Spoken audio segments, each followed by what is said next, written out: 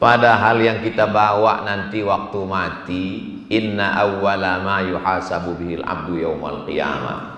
Yang pertama kali dihisab, dihitung dari seorang hamba nanti pada hari kiamat, sholat.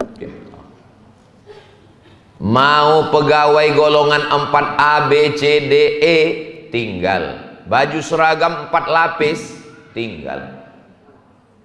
Yang dibawa hanyalah sholat. Terbujur kaku jenazah, belum lagi dikebumikan. Orang yang datang menjenguk jenazah kita tuh, orang tuh udah berbisik sesama dia, aku gantikan dia nanti ya. Kata sebelah, beres itu kita atur. Belum lagi masuk jenazah kita. Kalau dulu ada orang mengatakan belum lagi kering kuburan pos. Ini bukan belum kering, belum masuk lagi ke lubang.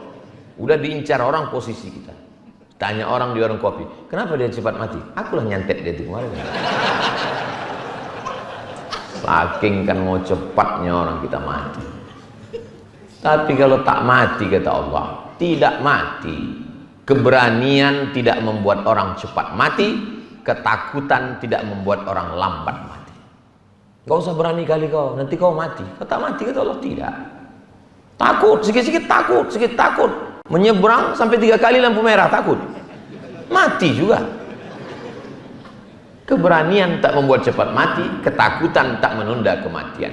Keberanian tak mempercepat kematian, ketakutan tak menunda kematian. Boleh ditulis di baju kaos, tapi jangan dibawa sholat Jumat.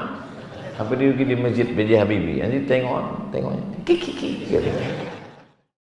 Assalamualaikum warahmatullahi wabarakatuh. Saya berada di asrama Ma'had Az-Zahra, 4 lantai 36 kamar.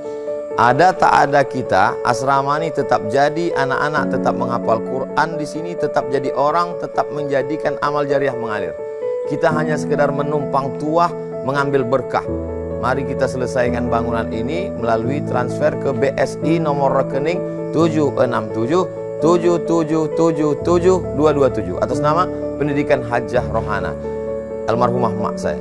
Nomor admin jangan lupa kontak ke nomor 0811 6650 026. Berkah selalu. Assalamualaikum warahmatullahi wabarakatuh.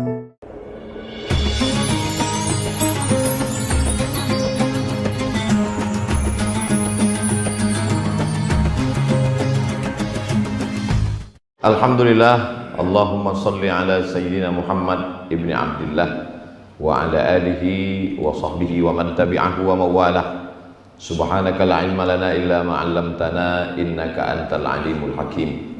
Rabbi shrah li sadri wa yassir li amri wa hlul 'uqdatam min lisani yafqahu qawli. Yang saya hormati bapak-bapak, ibu-ibu, pimpinan, pegawai, karyawan, keluarga besar BP Batam. Mudah-mudahan semuanya selalu diberikan istiqomah iman dan Islam, sehat zahir dan batin, diberikan kebaikan dunia akhirat. Amin ya rabbal alamin. Saya senang sekali bisa bertemu dengan Bapak Ibu di BP Batam. Begitu sampai tadi langsung disambut dengan rebana, Masya Allah. Memang manis lebah madu, lebah bersarang di pohon sukun. Suara rebananya merdu, sepertinya latihan sudah setahun. Betul nih Bu? Betul katanya. Menjadi pegawai di BP Batam itu, saya yakin itu adalah nikmat yang sangat besar.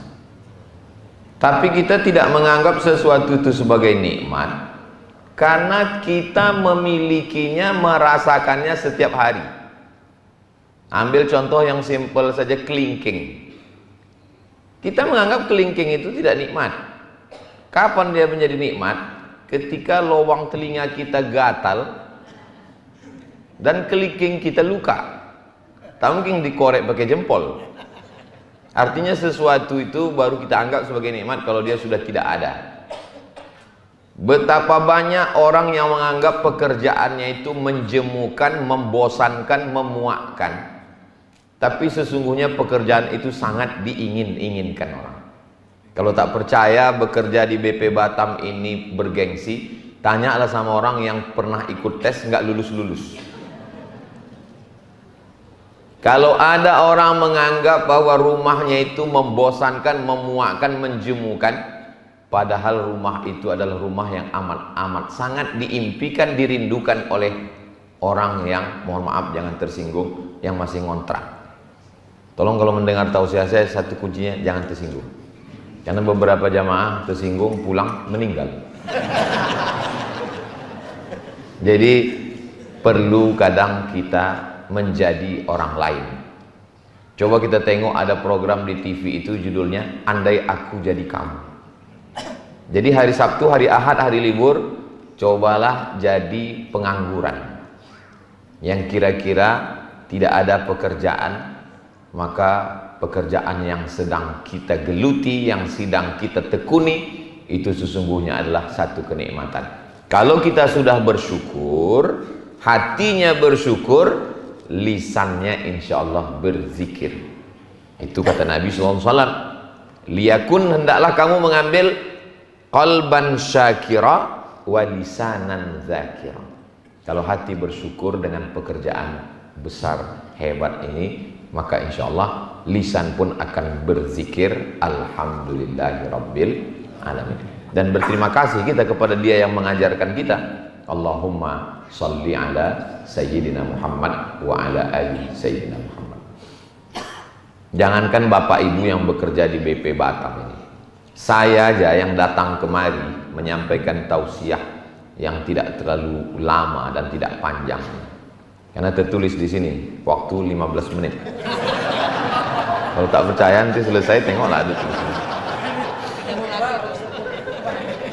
Jangankan bapak ibu yang bekerja lama di sini sampai pensiun, saya saja yang tausiah cuma 15 menit ini kan dipoto ini tim media mengambil foto ini, habis ini nanti akan diupload tentu di TikTok asli. Gambar-gambar ini akan diupload di Instagram, langsung dibuat caption di bawah, Ustadz Somad menyampaikan tausiah di BP Batam. Langsung dikomen orang tuh, bukan kaleng-kaleng. Main.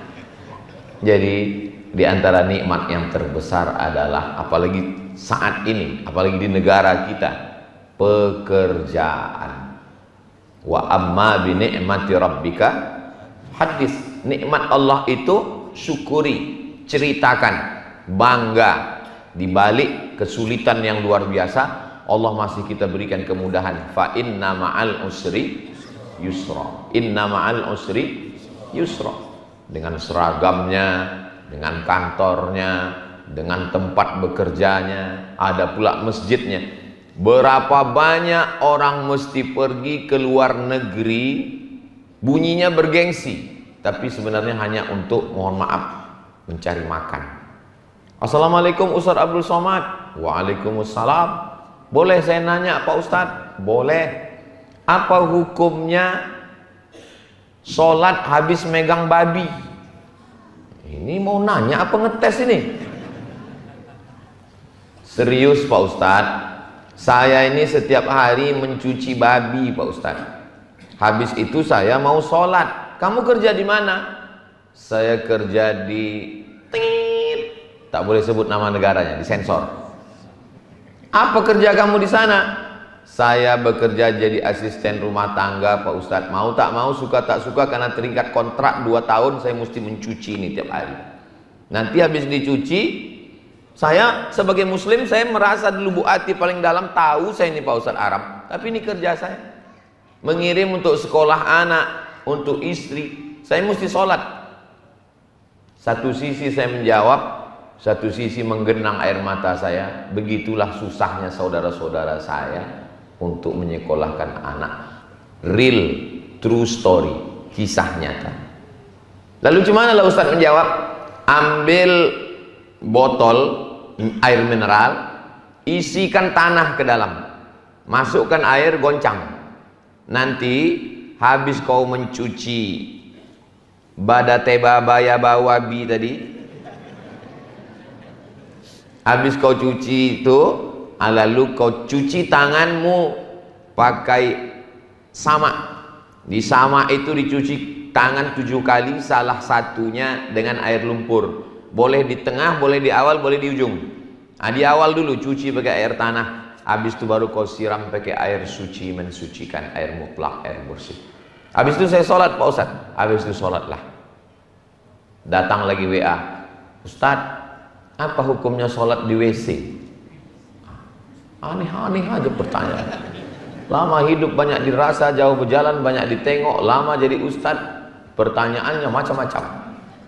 Ya saya bilang WC itu najis, kotor, menyebut nama Allah aja tak boleh di WC.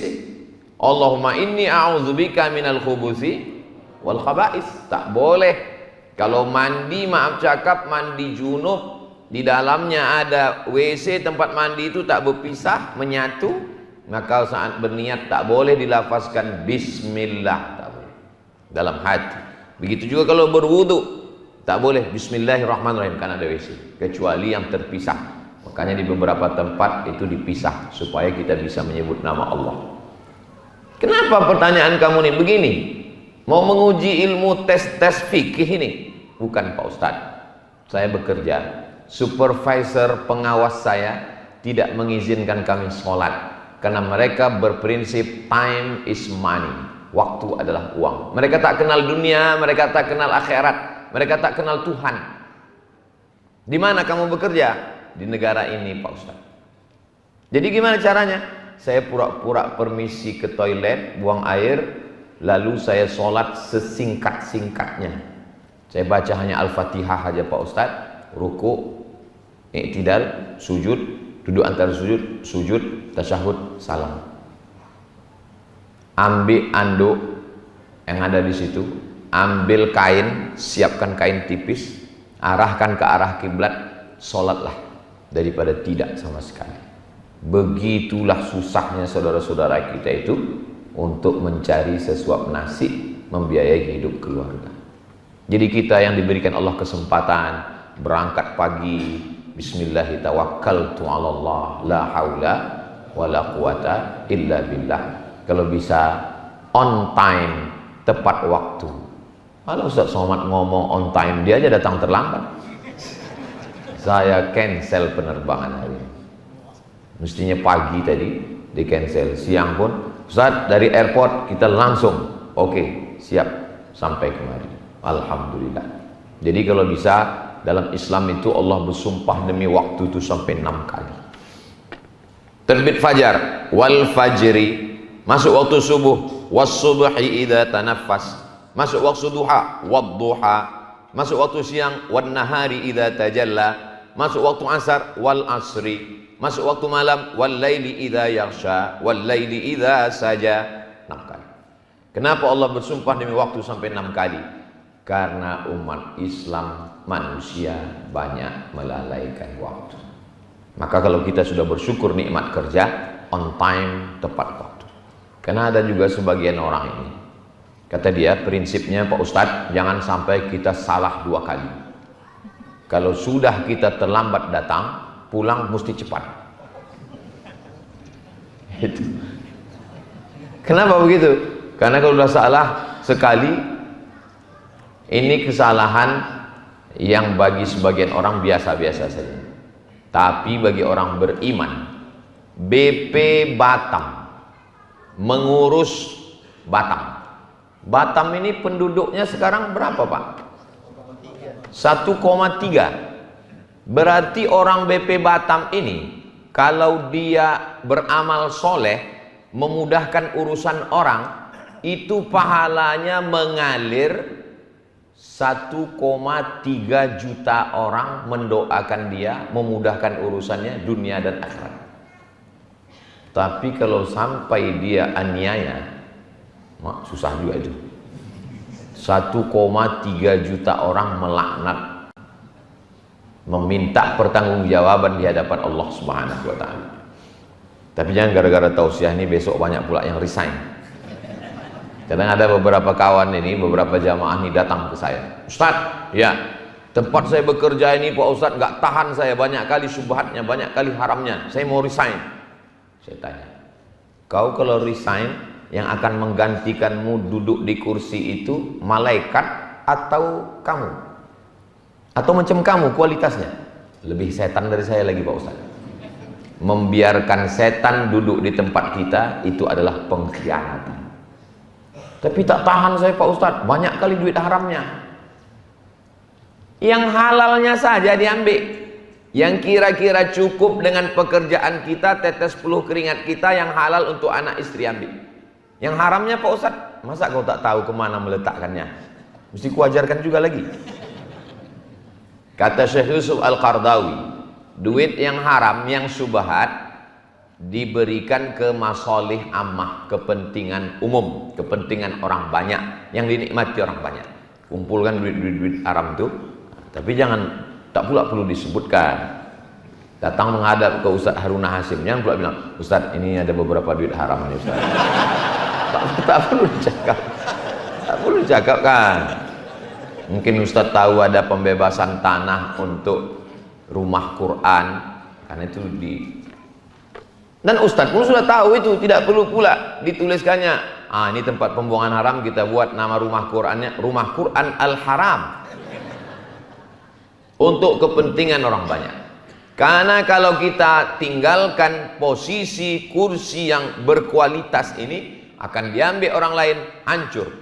Umat Islam menjadi jenderal, umat Islam menjadi polisi tentara, umat Islam menjadi pejabat, dokter spesialis, umat Islam menjadi kepala daerah. Yang ragu-ragu mau mendaftar ke KPU Oktober nih, daftarkan sebelum tanggal penutupan berikut ini. Artinya apa? Karena dengan kekuasaan Islam itu menjadi hebat. Siapa yang bisa membebaskan Palestina? Salahuddin Al-Ayyubi, orang yang punya kekuasaan, jenderal, panglima, tentara. Siapa yang bisa mengambil Konstantinopel? Muhammad Al-Fatih, jenderal, panglima, tentara, berkuasa. Nah, jadi banyak orang menganggap Islam ini kalau sudah taubat, sudah hijrah, sudah ngaji, meninggalkan kantor, meninggalkan dunia, bawaannya macam mau mati besok pagi. Dulu sebelum taubat, sebelum hijrah, sebelum ngaji, gayanya gagah. Begitu udah taubat, ngaji, letoy, lesu, loyo, lunglai, macam mau mati, tapi tak mati. Pas ditanya, Bapak kemarin? Iya itu saya masa lalu waktu masih jahiliyah. Sekarang udah taubat Pak Ustaz, saya tinggalkan semua kantor sudah saya tinggalkan. Gaji masih saya ambil Pak Ustaz. Makan haram, masuk tidak, gaji buta. Nah ini kita akan dituntut di hadapan Allah. La tus'alunna yauma idzin 'anin na'im. Kamu semua akan dituntut, akan diminta tanggung jawab di hadapan Allah Subhanahu wa taala. Syukuri nikmat pekerjaan. Setelah mensyukuri nikmat pekerjaan dengan lisan alhamdulillah wa syukrulillah wala haula wala quwata illa billah, syukuri dengan langkah kaki cepat datang berangkat. Bismillah tawakkaltu 'ala Allah la haula wala quwata illa billah. Setelah itu aktif kita bekerja. Karena bekerja untuk 1,3 juta orang itu juga bernilai amal soleh. Amal soleh. Yang namanya amal soleh itu hanya zikir, sholat duha, baca Quran, sholat tahajud. Itu bukan amal soleh, itu namanya ibadah. Yang amal soleh itu adalah pekerjaan yang nampaknya rutinitas, biasa-biasa saja, tapi dia bernilai ibadah. Ini masuk kantor ini bernilai ibadah. Tapi jangan pula salah paham. Ada juga sebagian pegawai ini karena dia menganggap bekerja ini ibadah, lalu dia tak sholat lagi. Dia tetap di kantor buat laporan. Hayya 'alas shalah, kata Masjid B.J. Habibie. Kawan nanya, kok nggak sholat bro? Ini adalah ibadah. Nah, itu pun tak betul juga. Saya pernah diundang kepala dinas acara halal bihalal. Ustaz, halal bihalal ke rumah Pak Ustaz. Nanti kawan-kawan dari kantor datang. Ya. Apa judulnya Pak? Judulnya tentang sholat Pak Ustaz. Loh, halal bihalal itu apa pula sholat? Halal bihalal itu silaturahim. Karena udah banyak pegawai ini tak sholat Pak Ustaz. Saya biasanya sebelum tausiah itu saya tanya dulu apa yang mesti disampaikan. Kecuali di BP Batam ini, tak sempat bertanya. Begitu sampai langsung kasih air minum. Begitu sampai langsung dikasih kue. Begitu sampai langsung diajak berfoto. Itu yang paling lama. Foto tuh bagus. Berfoto tuh bagus kalau bisa dicetak sebesar pintu. Foto saya dengan ulama-ulama, dengan Syekh Ali Jum'ah, dengan Syekh Yusri Jabr, dengan Syekh Saifuddin Najmuddin Al-Qurdi. Saya cetak itu semua. Setiap saya tengok mereka, yang sudah meninggal saya doakan, yang masih hidup saya doakan. Jadi foto itu gunanya adalah kalau kita lihat, kita ingat dan saling mendoakan. Mudah-mudahan kita selalu dalam kebaikan insyaallah. Amin ya rabbal alamin. Salat jangan sampai tinggal sesibuk apa. Orang ini kadang kalau Allah yang memanggil hayya 'alas salat jam 12.30, cuek aja dia. Pas ditanya, kau tak salat? Salat itu waktunya panjang. Itulah gunanya Allah. Kita pula diceramahnya. Kalau salah, prinsipnya satu saja. Kalau salah ngaku. Ini udahlah salah, tak mengaku, membolak-balik dalil. Itu kerja siapa? Iblis. Iblis itu kan begitu. Waktu Allah tanya, "Ma mana'aka alla tasjuda li Adam is amartuk?" Kenapa kau tak mau sujud kepada Adam? Mestinya Iblis jawab satu aja, "Aku salah ya Allah." Ini enggak. Apa kata Iblis? "Khalaqtani min nar." Kau ciptakan aku dari api. Wa khalaqtahu min tin. Dia dari tanah. Ana khairum minhu. Aku lebih baik daripada dia. Sudah salah, tak ngaku, menceramahi orang pula. Jadi kalau ada orang model begini di BP Batam, ini titisan iblis. Tapi yakin saya tak ada. Kalaupun ada dulu pernah mungkin ada, cuma belum dicampakkan ke laut. Bapak Ibu yang dimuliakan Allah Subhanahu wa taala, aku salah, aku tak sembahyang. Aku salah, aku terlambat, tapi saya akan memperbaiki kesalahan-kesalahan saya. Itu yang the best, bagus. Mulai hari ini saya berubah. Apa halangan kita? Masjidnya bagus, cantik, dingin, tak ada halangan untuk sholat sama sekali.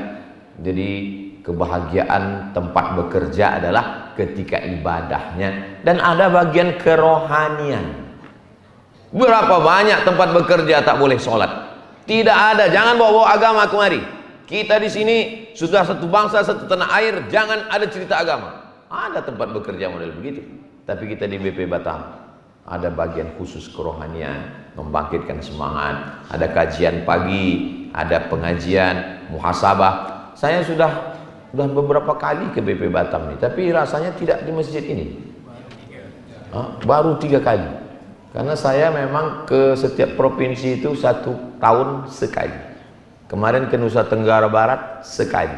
Sebelumnya ke Jawa Barat sekali. Di mana-mana sekali, kecuali Kepulauan Riau 2 kali. Memang khusus Kepulauan Riau. Kenapa bisa begitu Pak Ustadz? Timnya orang Kepulauan Riau. Jadi suka hati dia. Jadi ada unsur ordal juga. Bapak Ibu yang dimuliakan Allah Subhanahu wa taala. Lalu kemudian setelah kita mensyukuri dengan cepat datang, menghormati waktu, efisien, ibadah jangan sampai tinggal. Paling tidak di BP Batam ini sholatnya 2, sholat zuhur, sholat asar. Kadang saking banyaknya orang salah, kita yang betul pun ragu dengan kebenaran kita. Kita udah ambil wudhu, mau sholat asar, masuk kita ke masjid, kita tengok orang, astagfirullah, aku yang udah istiqomah sholat berjamaah ini, ya Allah, istighfar, terlambat aku hari ini. Kita tengok orang udah sholat ba'diyah, kita tengok orang udah sepi semua masjid, tinggal 1 orang sholat. Kok aku terlambat? Pas tanya, rupanya dia sholat zuhur jam 3.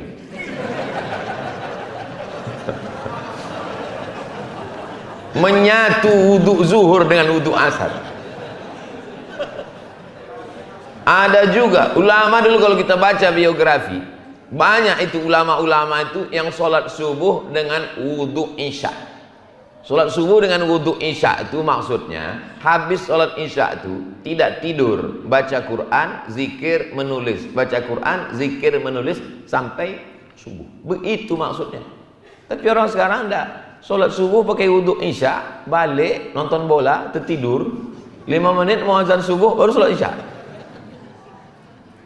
Padahal yang kita bawa nanti waktu mati, inna awwala ma yuhasabu bihil abdu yaumal qiyamah, Yang pertama kali dihisab, dihitung dari seorang hamba nanti pada hari kiamat, sholat.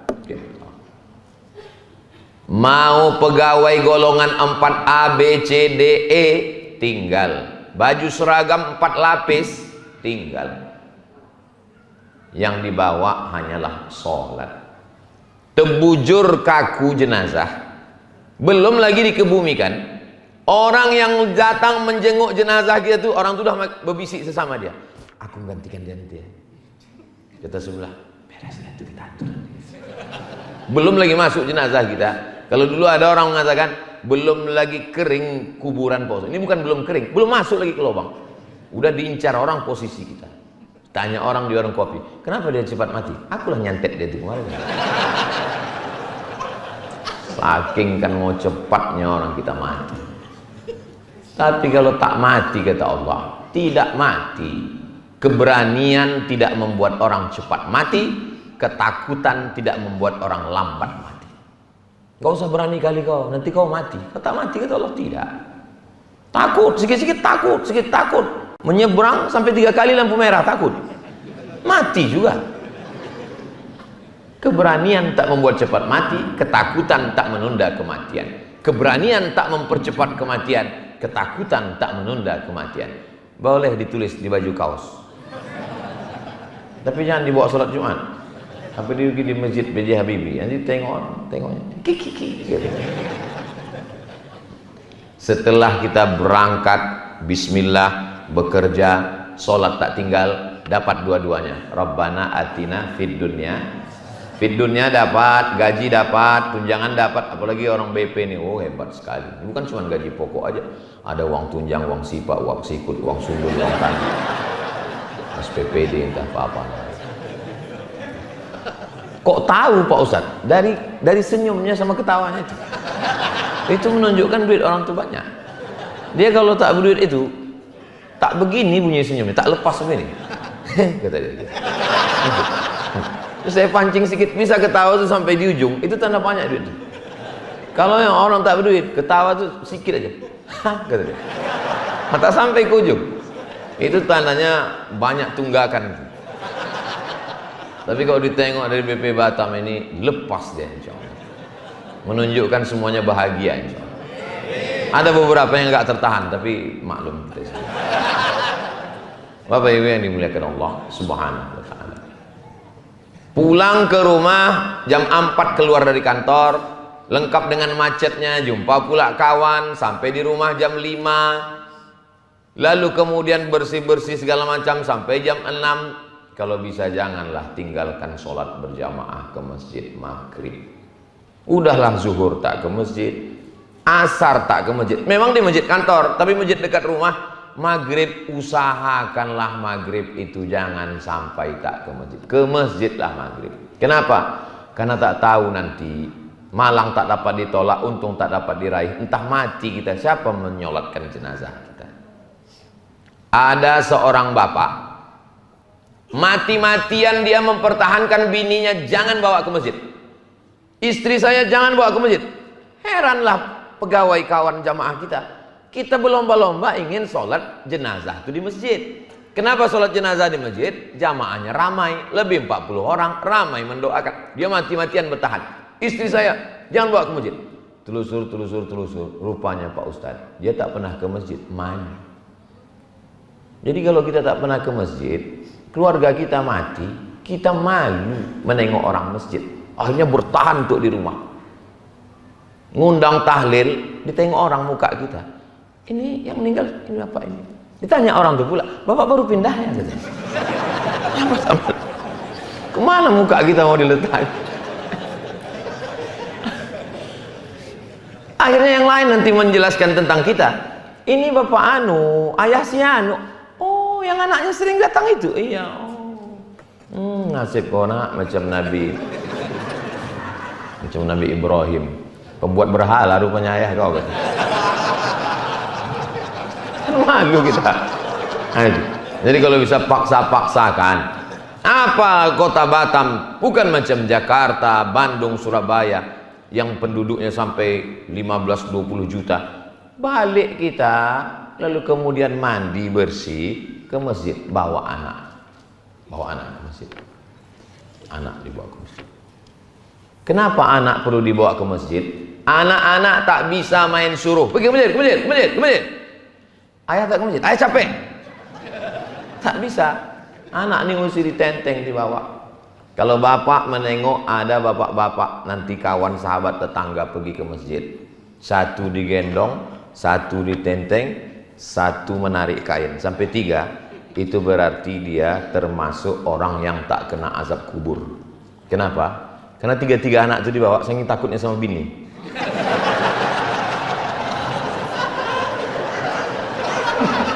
Kau udah kau tinggalkan dari pagi, nah ini bawa 3 nih, aku udah muak, aku dan stres aku di rumah ini gitu. Bawa dalam 3. Kalau ada orang takut ke bini sampai begini, ini nanti di akhirat kalau dia mati, dia tak kena azab kubur. Kata malaikat, kalau mau mengazab, yang ini tak usah kita azab. Kenapa? Udah azab kali di Batam. Ku tengok ketawa bapak lepas, ketawa ibu agak tersendat sedikit. Ini nampaknya Ustaz ini menceritakan aku nih gitu. Tak ada. Tadi waktu kami di dalam tanya Pak Ketua, tanya Pak bagian kerohanian, tidak ada membahas jamaah sedikit pun. Kalau yang saya cakap ini kebetulan tersinggung dia. Tadi pas cerita tentang tepat waktu, aku lupa. Pas cerita tentang sholat, aku tak sembahyang. Cerita menggendong anak, aku gitu. Orang kalau dia tidak betul niat mengaji, disangkanya Ustaz itu nyindir dia aja. Dari awal aku muak kan dengan Ustaz Somad itu. Aku aja kan. Walau Ustaz mana tahu? Saya mana tahu? Saya terbang dari Pekanbaru, datang kemari, suruh tausiah. Saya sampaikan apa yang ada di kepala saya sampaikan. Apa perlu ditulis di sini? Isi ceramah tidak ada unsur kesengajaan. Bila ada yang tersinggung berarti memang penyakitnya sendiri. Kita mengaji itu meluruskan diri kita. Alah Ustaz Somad ngomong gendong anak. Itu kita tengok video Ustaz gendong juga. Sempatkan ke masjid. Kalau bisa dari maghrib ke isya jangan pulang ke rumah. Makanya saya sampaikan ke pengurus-pengurus masjid, Maulid Nabi, Isra Mi'raj, nuzul Quran, halal bihalal buat dari maghrib. Supaya apa? Supaya jamaah itu sholatnya 2 kali, maghrib dengan isya. Iya Pak Ustaz, tapi kalau kita buat nanti maghrib, isyanya kan kena potong waktu. Apa pula salahnya? Jamaah sekalian, sudah masuk waktu isya, kita lanjutkan setelah yang satu ini. Daripada dibuat orang acara jam 9. Acara jam 9, duduk Ustadz jam 9. Orang belum datang, jam 10 baru mulai. Jam 10 mulai kata sambutan. 1 jam kata sambutan. Jam 11 barulah Ustadz itu tampil. Bismika Allahumma jam 12 balik. Ulang jam 12, jam 1, jam 2, jam 3, jam 4, jam 5. Terlambat sholat subuh gara-gara maulid Nabi Isra Mi'raj. Bukan dapat sapaan Nabi, dilaknat Nabi. Dari maghrib ke isya. Pengajian tak usah panjang-panjang. Senin malam Selasa, fikih. Selasa malam Rabu, akidah sifat 20, wujud kidam baqa. Rabu malam Kamis, akhlak. Kamis malam Jumat, tafsir surat Yasin. Dari maghrib ke isya. Berapa dapat ayat surat Yasin? Selesai. Hatam surat Yasin, pindah ke juz amma. Pertanyaan dari jamaah, tulis di depan mimbar. Anda bertanya, Ustadz menjawab. Hubungi nomor kontak WhatsApp berikut ini. Saya lebih mau pertanyaan-pertanyaan itu ke saya melalui nomor WhatsApp dan kertas. Kenapa begitu? Biar jangan nampak kali saya bodoh. Karena kalau langsung pertanyaan, tak bisa kan, malu saya. Tapi kalau pakai kertas gitu, pas saya tengok, apa ini nggak berkualitas nih, padahal payah. Alah, Ustaz Somad tuh ngomongnya aja begitu. Itu kami tengok di YouTube tuh, semua pertanyaan tuh Ustaz jawab. Yang diupload tuh yang bisa saya jawab. Yang tak bisa kami edit semua tuh. Jadi bagaimana kalau pengajian searah itu dari Ustadz saja, khutbah yang searah. Tapi jamaah kan banyak keluhan. Apa yang mau dia sampaikan? Makanya saya kalau pengajian subuh Rabu, Bapak Ibu yang tidak bisa langsung, itu setiap subuh Rabu baca Riyadhus Shalihin. Ngajinya sampai jam 6 subuh. Dari sholat subuh sampai jam 6. Dari jam 6 sampai ke setengah 7, sampai jam 7, itu lebih banyak pada pertanyaan. Jamaah itu kalau bertanya 3 gendang. Yang pertama, tak tahu. Yang kedua, dia udah tahu, mau ngasih tahu kawannya yang tak tahu. Yang ketiga, curhat tentang keluarganya. Dia sebetulnya mau ngasih tahu bininya, cuman dia termasuk yang tak kena azab kubur tadi. Jadi caranya ditanyakannya ke ustaz. Dan saya selalu mengatakan jangan tulis nama di situ. Supaya apa? Supaya kita tidak mencari-cari orang. Dan selesai acara pengajian, semua kertas-kertas itu saya bawa pulang. Semua tak pernah. Saya bawa pulang, saya kumpul satu kardus, satu plastik, saya bakar. Kenapa tak usah tinggalkan di situ? Kalau saya tinggalkan di situ, selesai acara, dicari jamaah, tulisan siapa ini? Kau tanya tentang aku kemarin ya? Kelahiran juga gara saya. Kita bekerja jam berapa berangkat? Jam 7. Masuk kantor jam berapa? 7.30, jam 8. Lalu kemudian setelah itu 9, 10, 11, 12. Istirahat, break, sholat.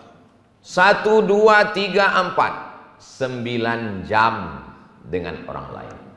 Dengan istri pulang sholat isya jam 8, 9, 10, cuma 2 jam. Dengan orang lain 9 jam. Dengan bini orang lain 9 jam. Dengan bini sendiri sudahlah 2 jam dipotong drama Korea, potong Real Madrid, Barcelona, Liverpool, PSMS, dipotong lagi membalas WhatsApp. Mau dibawa kemana hubungan kita? Pulang ke rumah, matikan handphone, duduk, gendonglah anak, berceritalah, bercengkrama. Karena kalau tidak begini, dikhawatirkan dengan bini orang 9 jam, dengan bini sendiri 2 jam, muncullah kata-kata peribahasa, witing trisno jalaran suko kulino, cinta tumbuh karena sering bersama. 9 jam jumpa, makan siang bersama, meeting bersama, rapat bersama, berawal dari nyaman, lama-lama curhat, lama-lama dari mulai berganti nomor, dari mulai berganti cerita sampai berganti cairan. Ustaz Somad ini ceramahnya jorok, kotor, mendengarnya aja kalian tak suka, apalagi melakukannya, menjijikkan. Tapi itulah yang terjadi. Apa? Nasi sudah jadi tai ayam. Inilah ibu nih, laki awak udah dilarikan orang, cerita bubur juga dia lagi.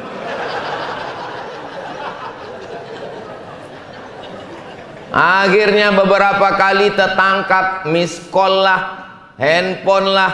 Mohon maaf ya bang, tadi waktu abang di kamar mandi ku angkat, suara perempuan bang, mungkin anak dia.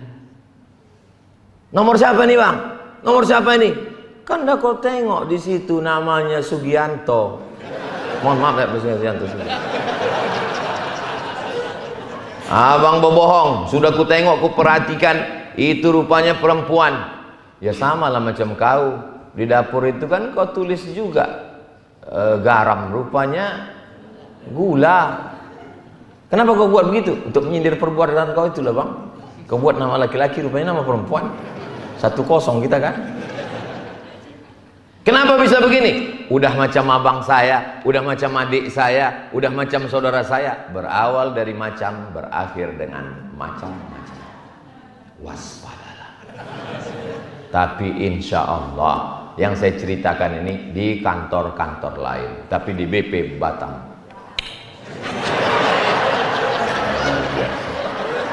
Ada bagian kerohaniannya, ada tempat ibadahnya. Di BP Batam ini, kalau tempat lain, di tempat ibadah pun orang bisa menengok perempuan. Di BP Batam, jamaah tak akan bisa menengok perempuan. Kenapa? Laki-laki di sini, perempuan di atas. Cuma saya yang bisa nengok orang. Terjaga mata, terjaga pelihara perasaan dan lain sebagainya. Ustaz. Ya. Kata orang kalau kita banyak berzikir ini nanti dapat cahaya, katanya Pak Ustaz. Betul dapat cahaya. Malam tadi Pak Ustadz, pas jam 2 malam, kira-kira saya mau tahajud terbangun. Nampak saya di kamar saya itu cahaya Pak Ustadz, terang sekali. Cahaya apa itu Pak Ustadz? Itu bukan cahaya zikir, bini kau memeriksa handphone kau.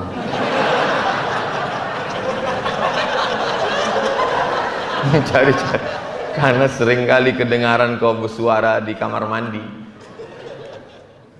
Apa ini artinya? Kenapa bisa orang curiga? Kenapa muncul suudzon? Password pula 3 hari sekali diganti. Kalau Ustaz Somad nih ngomong macam tak berpassword aja handphonenya. Handphone saya tak ada passwordnya. Alah Ustaz kan main medsos juga. Itu Instagram Ustaz, itu YouTube Ustaz, itu kami tengok TikTok Ustaz. TikTok, Instagram, YouTube, Twitter, FB, itu semua dikendalikan admin. Saya tidak ada.